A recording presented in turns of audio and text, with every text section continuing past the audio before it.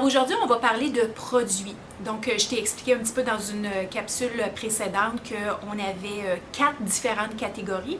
Aujourd'hui, on va voir la catégorie de prothèses fixes. Dans les prothèses fixes, on a ce qu'on appelle des couronnes, on a ce qu'on appelle des ponts et on a ce qu'on appelle des implants. Alors, je vais te montrer les différences. Puis, je vais aussi, l'autre chose à prendre en considération, c'est que lorsqu'on fabrique des couronnes, des ponts ou des implants, on a deux catégories de métal, deux catégories de sous-structure, si tu veux. C'est que quand je vais te montrer les produits, là, je vais t'expliquer la sous-structure, les catégories et ensuite lorsqu'on ajoute de la porcelaine. Alors, on a les couronnes. Donc, pourquoi qu'on appelle ça des couronnes? Parce qu'en fait, c'est des dents individuelles.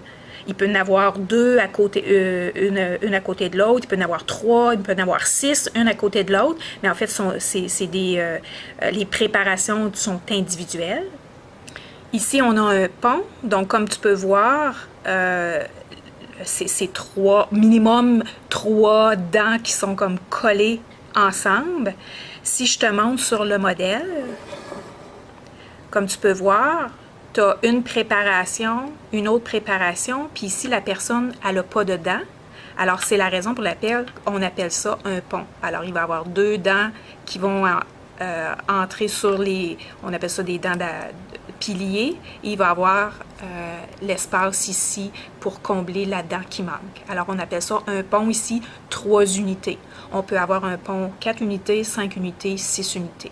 Maintenant, dans les prothèses fixes, on a aussi les implants. Les implants, c'est lorsque la personne, elle a perdu sa dent et on veut reconstruire sa racine et placer la couronne qui va aller par-dessus. Alors, on va avoir ce qu'on appelle un pilier qui va avoir différentes formes et on va avoir la couronne qui va aller par-dessus le pilier. Donc, la couronne irait par-dessus l'abattement. Maintenant, lorsqu'on parle de structure ou sous-structure de la couronne ou du pont, il va y avoir deux catégories.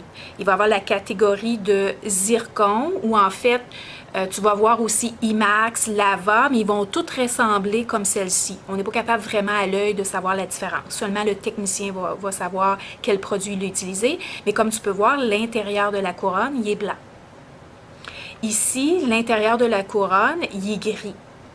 Donc ça, c'est l'alliage, c'est le métal. Donc cette couronne-là, on va l'avoir appelée céramo-métallique parce que la sous-structure est en métal et recouverte de porcelaine ou recouverte de céramique. Au niveau des implants, c'est aussi la même chose. Donc on peut avoir des piliers en métal, comme celui-ci, ou on peut avoir des piliers en zircon, comme ceux-ci. Dépendamment de la couleur qu'on veut avoir, qu'on veut obtenir, on peut avoir un zircon qui est très blanc ou avoir un zircon qui est plus coloré.